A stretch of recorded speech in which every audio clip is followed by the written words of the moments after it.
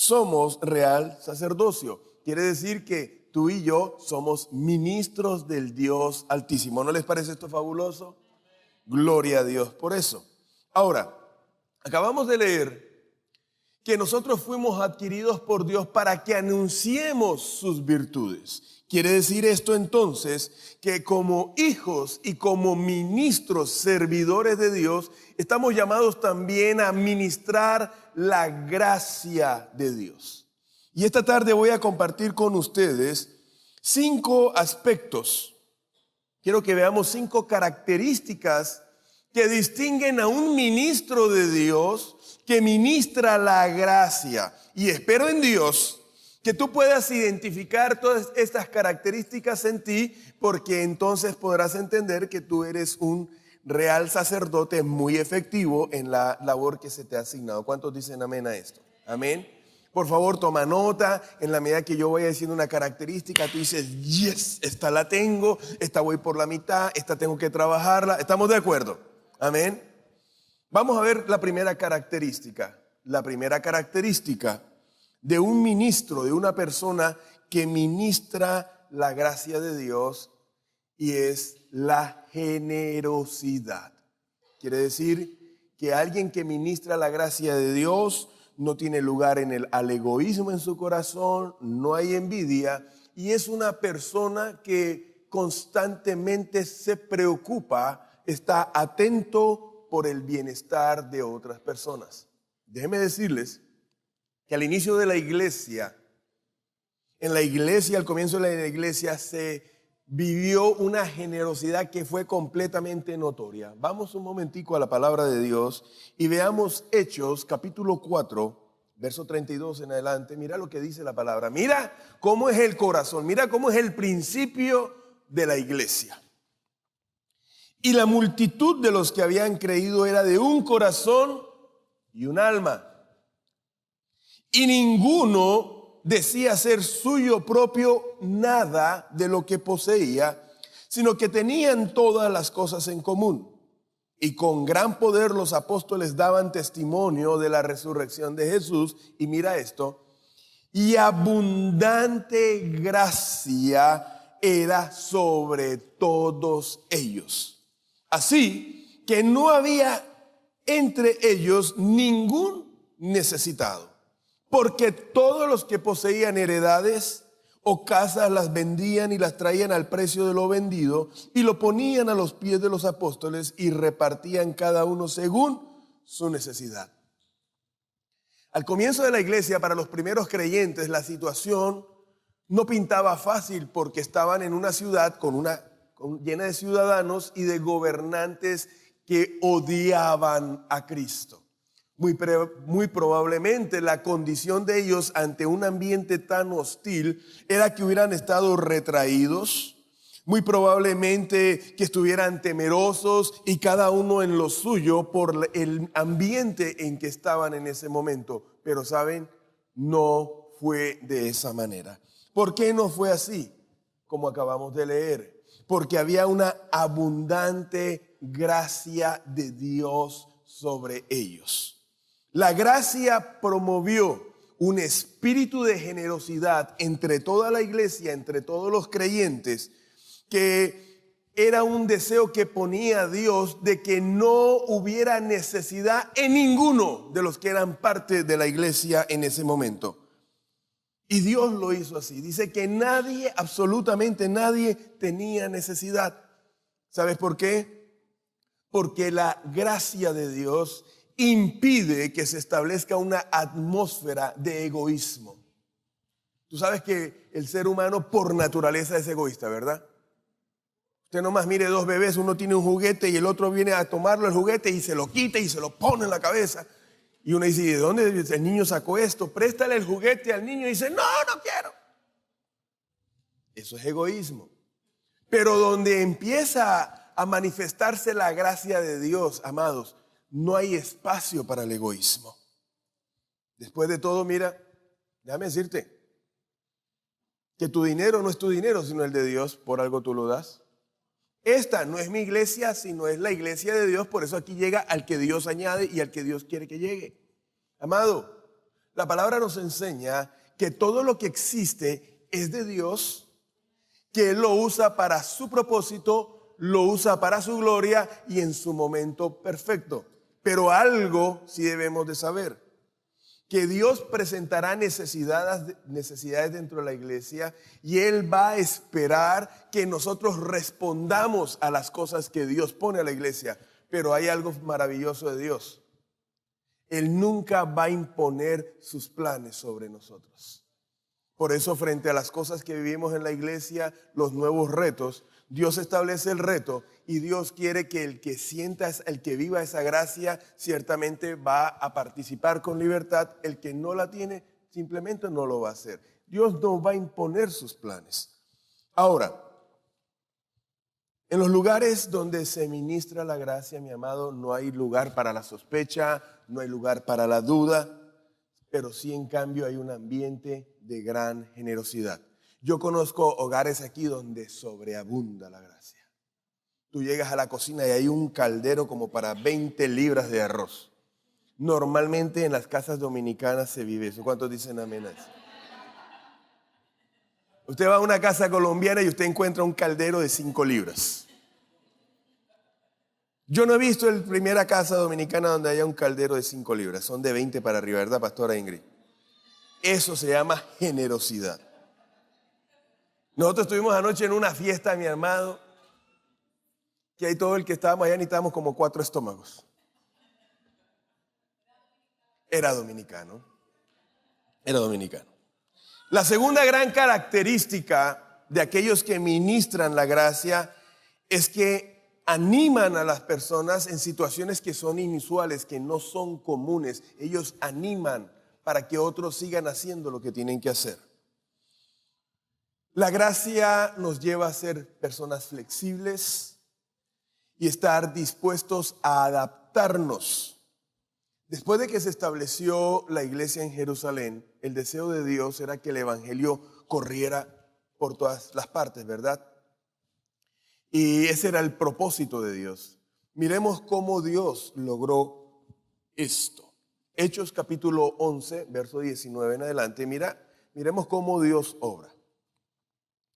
Ahora bien, los que habían sido esparcidos de la persecución que hubo con motivo de Esteban, pasaron hasta Fenicia, Chipre y Antioquía, no hablando nada a nadie la palabra, sino solo a los judíos. La iglesia que se establece en Jerusalén es de solamente judíos. Los creyentes eran completamente judíos. Y después de que matan a Esteban, los judíos que salen de ahí solamente le compartían el evangelio a los judíos.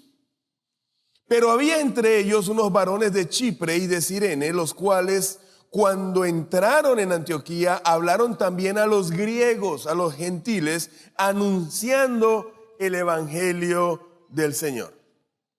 ¿Ustedes se acuerdan cuando Jesús le dijo, hey, no se vayan de Jerusalén, esperen que venga el Espíritu Santo, ¿verdad? Porque dicen, porque me serán testigos en Jerusalén, en Judea, en Samaria y hasta los confines de la tierra.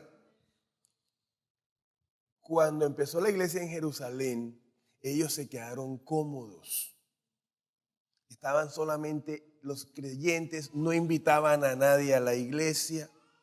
Estaban felices, todos estaban en la iglesia, pero Jesús le había dado la instrucción que se debía de predicar el evangelio no solamente en Jerusalén, sino en Judea, Samaria y en el resto del mundo, ¿verdad? Entonces Dios tuvo que permitir que mataran a Esteban.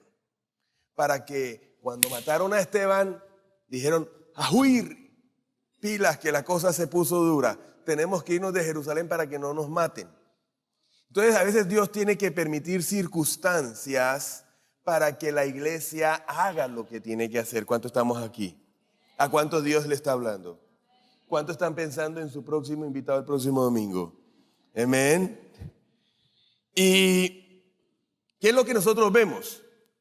Matan a Esteban y los primeros judíos salen a otras ciudades con el objetivo y el propósito de predicarles solamente el evangelio a judíos. Pero se encontraron que Dios tenía otros planes porque muchos griegos que estaban alrededor de ellos empezaron a escuchar el mensaje, empezaron a abrir su corazón. Pero lo que hacen estas personas es que Ellos no se quedaron callados y empezaron a compartirles el mensaje de salvación. No cambiaron el mensaje, empezaron a predicar a Jesucristo. Cuando la iglesia de Jerusalén se da cuenta que esto está sucediendo, ¿qué hacen? Mandan a Bernabé a Antioquía. Le dice: Bernabé, muchacho, voy a ver qué es lo que está pasando allá, porque hay muchos gentiles, gente que no es del pueblo de Dios, que está creyendo en Jesús. Y cuando Bernabé llega allí a Antioquía, se da cuenta que la iglesia ya no es solamente de judíos, sino que hay griegos y hay gentiles. Y él lo que hace es que los anima, le dice: hey, muy bien, vamos a seguir adelante. Y el hecho de que un judío empezara a congregarse con un gentil, hermano, eso se necesita la gracia de Dios. Por el concepto tan bajo que tenía el pueblo judío del pueblo gentil. Y Bernabé no les cayó con reproches: es que ustedes son gentiles, que ustedes no hubo reproche, no hubo circunstancias, sino por el contrario, los animó, los aplaudió, les dijeron: sigamos adelante, porque así debe ser la gracia de Dios en nuestras vidas. Hermano, de la misma manera, usted como un ministro de Dios, usted como un hijo de Dios, cuando nosotros ministramos gracia, abrimos el espacio para que pueda ser ministrada la palabra de diferentes formas. No hay un cuadro, no hay un solo modelo, no podemos enmarcar lo que Dios quiere hacer. Dios es maravilloso, Él es muy dinámico, muy creativo, y tenemos que tener nuestra mente abierta de nosotros cómo compartimos la gracia de Dios. ¿Saben? Aquellos que ministran la gracia fomentan la transparencia, la aceptación y una disponibilidad a abrirnos a la corriente cultural. Hermano, no es lo mismo predicar en Colombia que predicar en Estados Unidos. No es lo mismo cuando tú te relacionas entre dominicanos, que te tienes que relacionar entre dominicanos, cubanos, venezolanos, mexicanos. No es lo mismo. Tú tienes que tener una apertura a tu mente de las costumbres, de la comida. Yo tengo que hacer una cantidad de sacrificios comiendo una cantidad de cosas. Mi lengua se tuvo que acostumbrar, mi hermano. Pero uno es de mente abierta. ¿Cuántos dicen amén a eso? ¿Verdad, Pastor Samuel? Gloria a Dios. Lo mejor de todo es que el que ministra la gracia brinda un espacio para que otras personas puedan aprender y crecer. Amén. La tercera característica de los que ministran la gracia es que brindan vida, muestran la vida de Dios, muestran la vida del reino de Dios, más allá de una simple palabra, más que la palabra. Es un asunto de vida. Acuérdense que la relación con Dios es un asunto de vida. Cuando un ministro de Dios ministra la gracia, déjame decirte que no hay lugar para el legalismo. Ni le andas corrigiendo a las personas dándole con la Biblia en la cabeza. Eso no es así, pecador bruto. No. No hay que coger la palabra y golpearle la cabeza de las otras personas. Mire cómo lo expresa el apóstol Pablo sobre esto. 2 Corintios capítulo 3, verso 5 en adelante dice: no que seamos competentes por nosotros mismos para pensar algo como de nosotros mismos, sino que nuestra competencia proviene de Dios. ¿De dónde viene la competencia de nosotros? Proviene de Dios, el cual asimismo nos hizo ministros competentes de un nuevo pacto. No de la letra, sino del espíritu. Porque la letra mata, más el espíritu vivifica. ¿Cuántos dicen amén a eso? Dele un fuerte aplauso al Señor.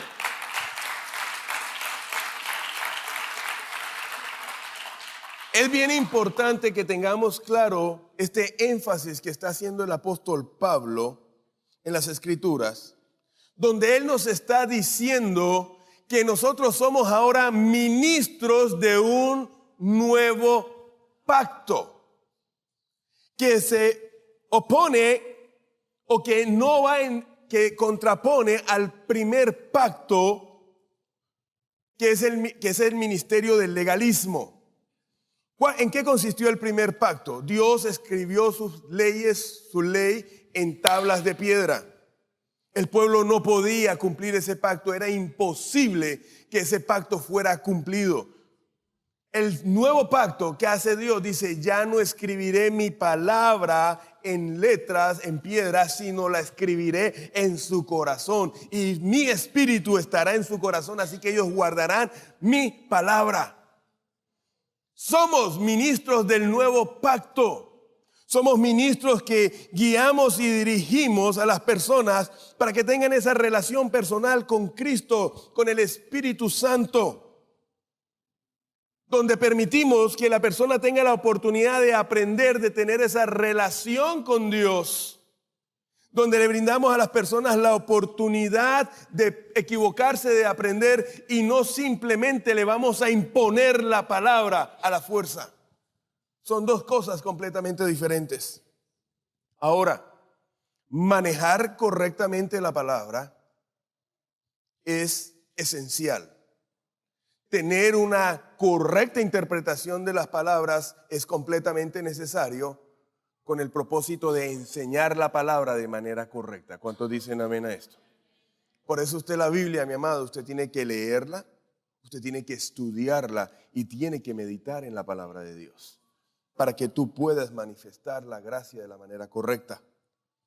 Cuando la gracia está presente, hay un espíritu de franqueza, de transparencia y una actitud de compasión. Escúchame esto. Una actitud de compasión y de completo legalismo en la vida de aquella persona. Ya tú no sientes la necesidad de estarle dándole bibliazos a la gente en la cabeza, sino que tú entiendes que es Dios haciendo la obra en el corazón de esa persona. Amén. La cuarta característica de los que ministran la gracia es que permiten que la libertad sea expresada en formas creativas. ¿Qué quiere decir esto? Mira lo que dice 2 Corintios, cómo lo explica el apóstol Pablo en 2 Corintios capítulo 3, verso 17.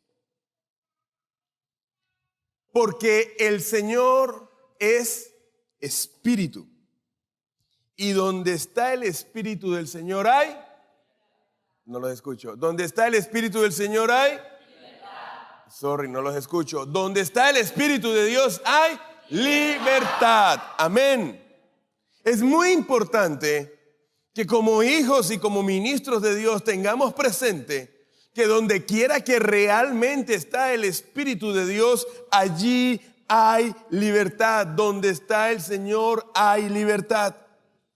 Esto quiere decir que cuando una persona permite que el Espíritu de Dios venga y realice su obra, cuando uno no lo limita, cuando uno no resiste al Espíritu de Dios y uno permite que Él haga su obra, mi amado, déjame decirte que el mismo Espíritu empieza a producir desde el interior de la persona un deseo, un amor por servirle y por guardar su palabra. Es algo que le nace a la persona, decir yo quiero tu palabra, yo quiero cumplir tu palabra. Y la persona abraza la palabra de Dios y se goza, se deleita en la palabra de Dios, porque esa es la libertad que trae el Espíritu. Pero caso contrario es cuando tú quieres coger a una persona y tú dices, mira, es que tú tienes que estudiar la Biblia, muchacho, deja eso, toma, lee, no te voy a dar comida, come Biblia. Eso es mortal, eso es matar a alguien. Uno no puede estarle imponiendo las cosas a las personas. Uno, por el contrario, debe de ministrar y permitir que sea la obra del Espíritu Santo la que produzca ese deseo. Las esposas a veces se quieren convertir en el Espíritu Santo del esposo. Y si usted viera la cara de los hombres que estoy viendo aquí. Hermanos, el que redarguye de pecado es el Espíritu Santo de Dios.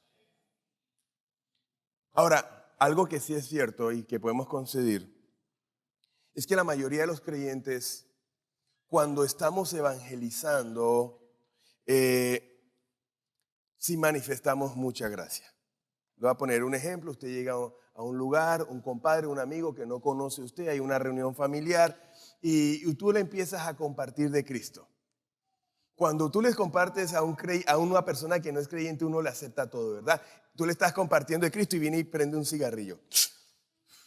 Y tú, sí, ¿no? Y que Cristo te ama y tú no lo estás reprochando, tú no le estás haciendo nada, ¿verdad? Y tú eres súper nice, súper flexible y hasta te puede botar el humo en la cara y tú toses. No, es que Dios es maravilloso, ¿verdad? Oh, wow, qué lindo. ¿Es así o no es así? Con los inconversos somos súper nice, súper nice. Pero la pregunta es, ¿por qué no brindamos la misma libertad con nuestros hermanos que son creyentes? Ay, papá, cuidado. Tú vas a visitar a uno que está empezando a llegar a la iglesia y llegas a la mesa y le encuentras un paquete de cigarrillos. Y eso que es cristiano, yo no sé para qué está yendo a la iglesia, hipócrita. Hijo del diablo. La pregunta es, ¿por qué no podemos esperar y permitir a que el Espíritu Santo de Dios obre en la vida de esa persona en esa área? ¿Por qué somos tan intolerantes y por qué somos tan fuertes en aquellas áreas? ¿Se acuerdan algo que yo hablaba el domingo pasado? Que nosotros no estamos calificados para ser juez de nadie. ¿Se acuerdan? ¿Por qué no podemos darle la oportunidad de que sea el Espíritu Santo quien realice la obra en cada uno de ellos? Porque es el Espíritu, la letra mata, pero el Espíritu vivifica. Si no, hermanos, si a usted le cuesta mucho trabajo en ver a una persona así, piense en lo que la gente tiene que soportarlo a usted. Piense, ¿usted tiene sus cositas o no? Usted tiene sus cositas. Y usted llega así y ahí alguien dice, ay, llegó el hermanito. Si hay gente que manifiesta gracia con usted porque usted no manifiesta gracia con las otras personas, amados. Tenemos que entender que estamos viviendo en un proceso. Acuérdense esto es un proceso.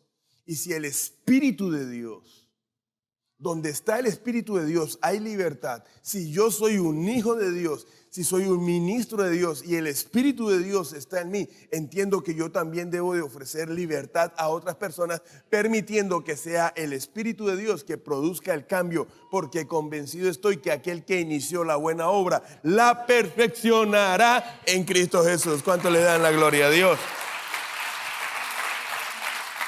Ahora, si bien es cierto que estamos viviendo un proceso, lo que no podemos es excusarnos que ahora que si yo tengo una debilidad con la que yo he estado lidiando, pero yo estoy amañado, en la que yo me satisfago, yo no me puedo esconder, decir, no, es que tú sabes, estoy en un proceso de santificación todavía.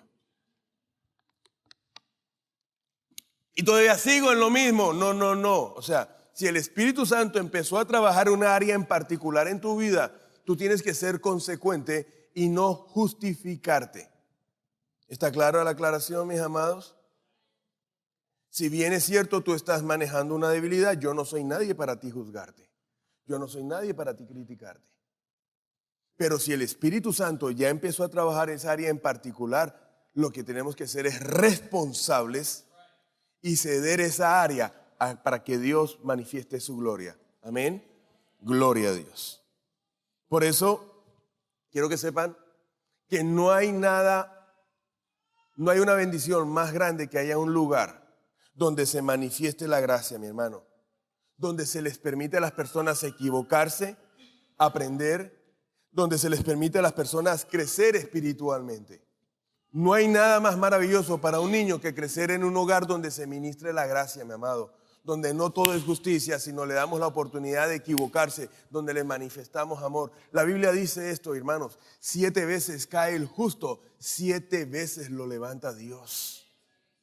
Que nosotros aprendamos a ser misericordiosos, que aprendamos a tener gracia con las personas. Amados, aquí nosotros, con mi esposa, el equipo de liderazgo de esta iglesia, nosotros respetamos cualquier decisión que cualquier persona tome. Nosotros no lo juzgamos, no lo criticamos, porque esa no es nuestra función, ni siquiera estamos calificados. Pero no porque se tome una decisión equivocada, ni lo vamos a juzgar, ni le vamos a cerrar las puertas, ni le vamos a cortar el habla. Porque eso no sería gracia, eso sería juicio, eso sería justicia propia. Y a veces la gente no entiende eso, mis amados. Pero es que el único juez justo que juzga con justicia es Cristo. Y nosotros tenemos que entender la gracia. Si yo hoy me equivoqué, mañana no quiere decir que mañana voy a aprender y ya corrija mi equivocación. ¿Cuántos dicen amén a esto? La última de las características de los que ministran la gracia es que le brindan la libertad a otras personas respecto a los fracasos de su pasado. Yo le hago una pregunta: ¿cuántos han tenido fracasos en el pasado? ¿Verdad? Un ministro que ministra la gracia de Dios, un hombre de Dios, una mujer que ministra la gracia de Dios, no está recordándole el pasado a otras personas para oprimirlos. Una persona que ministra la gracia de Dios no fomenta ni trae a vergüenza a personas recordándoles su pasado. Mira cómo Pablo trata este asunto. 1 Timoteo capítulo 1, versículo 12 en adelante dice así Pablo: doy gracias al que me fortaleció, a Cristo Jesús nuestro Señor. ¿Quién lo fortaleció? Cristo lo fortaleció. Porque me tuvo por fiel, poniéndome en el ministerio. Mira lo que hacía Pablito. Habiendo yo sido antes un blasfemo, perseguidor, injuriador, mas fui recibido a misericordia, porque lo hice por ignorancia en incredulidad. Pero la gracia de nuestro Señor fue más abundante con la fe y el amor que es en Cristo Jesús. Pablo está diciendo, mira, él tenía muchas razones por las cuales avergonzarse. Pablo tenía muchos motivos por los cuales avergonzarse. El tipo fue un blasfemo, perseguidor e injuriador. Tenía un pasado negro.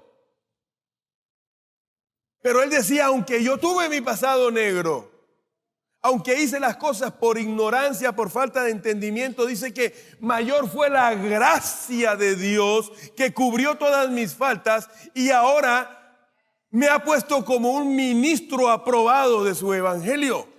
¿No les parece eso algo maravilloso, mi amado?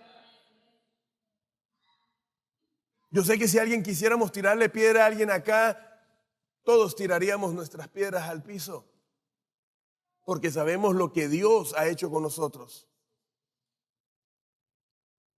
Donde Pablo blasfemió, él fue un blasfemo, pero la gracia de Dios sobreabundó sobre esa blasfemia. Fue injuriador. Mira, Pablo sacaba a las mujeres, a los hombres de las reuniones donde se estaba predicando a Cristo, los sacaba del pelo, los jalaba, mi hermano, y los tiraba al calabozo. Era tremendo. Pero la gracia de Dios sobreabundó. O sea, quiere decir, hermano, que no hay error, no hay pecado, no hay fracaso que la gracia de Dios no cubra. Toda la cubre. Ahora yo les hago una pregunta.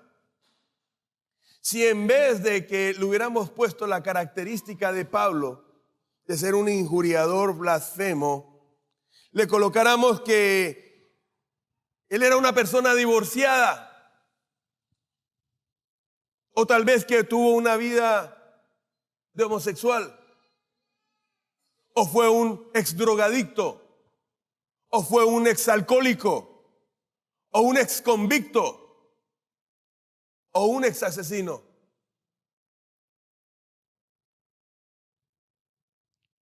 ¿Lo trataríamos de la misma manera como lo trató Dios? El ministro que promueve la gracia, mi amado, no sujeta a esclavitud a ninguna persona por causa de su pasado. Déjame decirte que todo creyente, toda persona que ha aceptado a Jesús como su Señor y Salvador, ha sido liberado, ha sido perdonado de sus pecados, mi hermano, para vivir una nueva vida en Cristo. La gracia de Dios no solamente libera a las personas de su pecado, sino que nos libera de nuestro pasado, de la vergüenza de nuestro pasado. ¿Cuántos les pueden dar un fuerte aplauso al Señor? Aleluya.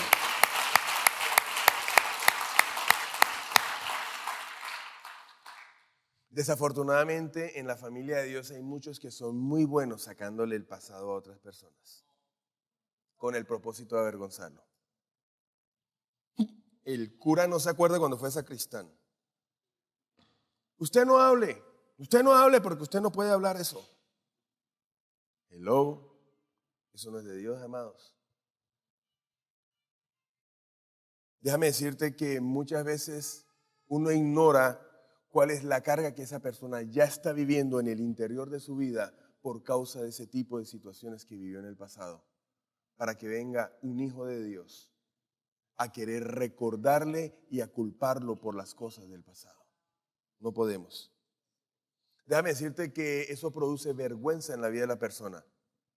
Y la vergüenza es lo más debilitante para la vida de una persona.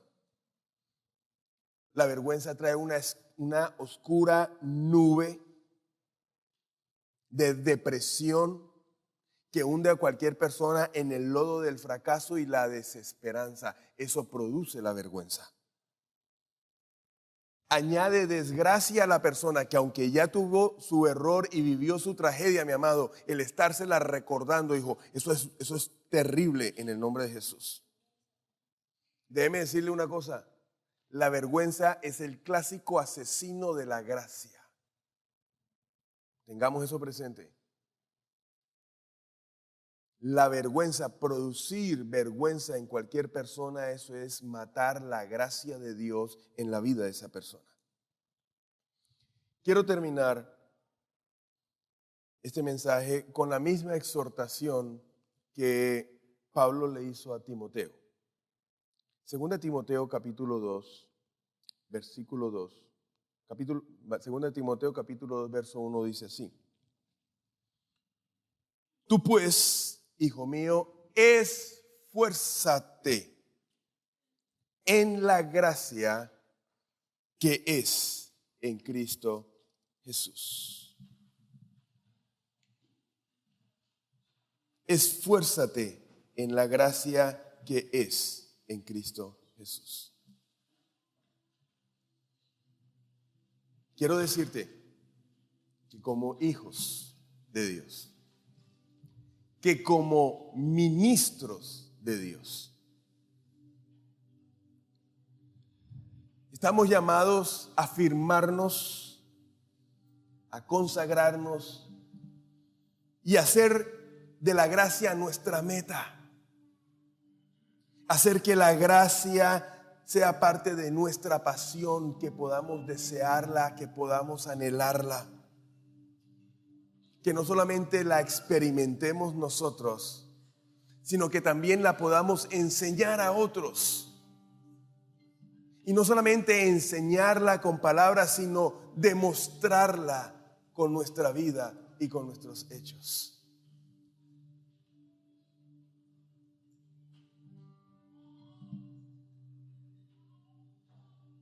Me viene ahorita a la memoria cuando a veces los niños le dicen a sus papás, papi, necesito que me ayudes con una tarea. Y por alguna razón viene la primera explicación y el niño no entiende y el papá ya se pone molesto. Viene y le explica, el niño no entiende y ya ¡pum! Un coscorrón. Y viene una tercera, ya después del coscorrón el niño se le cerró la cabeza.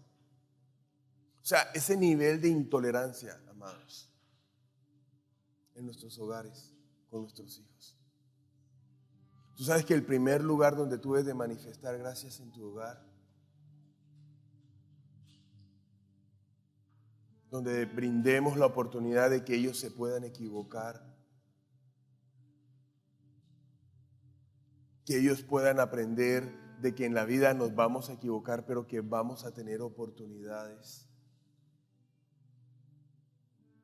Yo escuché un testimonio terrible de un niño, eso salió en las noticias hace muchos años, de un niño, un señor había comprado un carro y lo tenía en su garaje.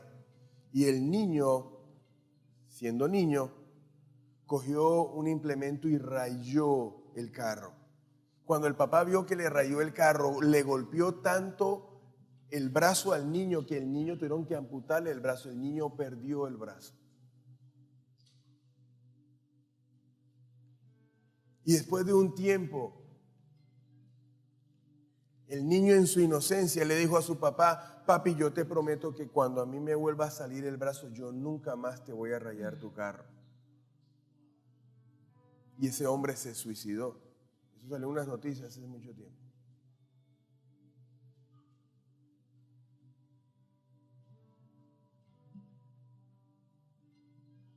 Nos vamos a equivocar muchas veces. Las personas que están a nuestro alrededor se van a equivocar muchas veces.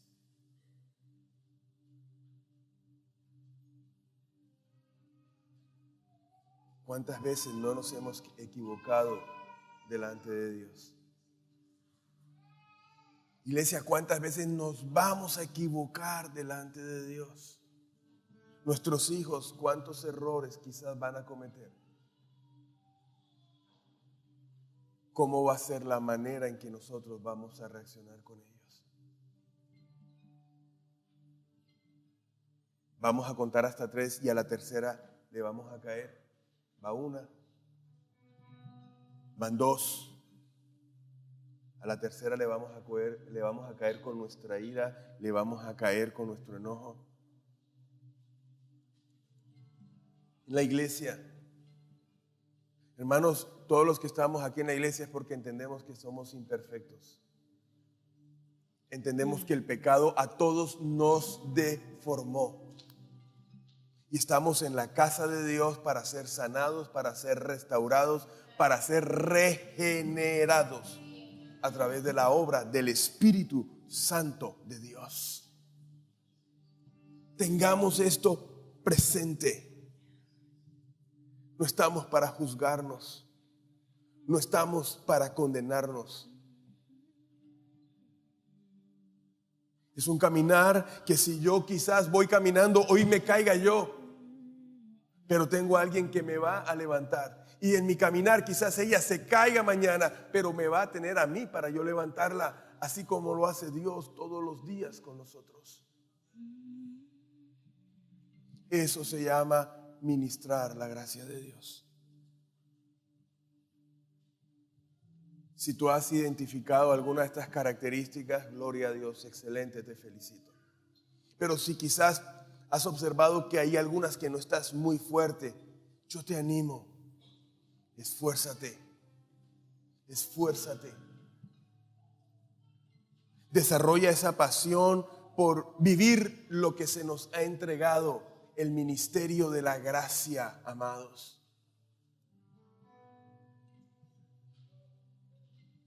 Que podamos realmente experimentar eso maravilloso que es la gracia de Dios. Ser portadores de la gracia de Dios. Que en mi vida sobreabunde la gracia de Dios. Que en mi hogar sobreabunde la gracia de Dios. Que en esta casa sobreabunde la gracia de Dios. Ese es el corazón del Padre. Pero eso solamente puede suceder cuando le damos libertad para que el Espíritu de Dios obre en libertad. Por eso la palabra nos dice: no entristezcan el Espíritu. Y aún dice más: no apaguen al Espíritu de Dios en sus vidas. No lo apaguemos. No lo pongamos triste. Cuando hacemos las cosas indebidas que sabemos que no debemos de hacer, lo entristecemos porque estamos impidiendo que Él haga esa obra maravillosa en nosotros. Y cuando Él no puede hacer su obra en nosotros, entonces yo no puedo hacer la obra en el que está a mi lado. El que está a mi lado es el que sufre, porque yo dejo de recibir lo que yo debo de recibir por parte de Dios. Pero al no permitirlo, no solamente afecta mi vida, sino afecta a todos los que están a mi lado. Que podamos entender que esto es un asunto de vida. Es la vida de Dios. No es un asunto de religión, amados. Es la vida de Dios en mí. No es que te voy a imponer la palabra de Dios. Es que tú tienes. No. Es que tú te des la oportunidad de que Él ponga su amor en ti y tú respondas a ese amor.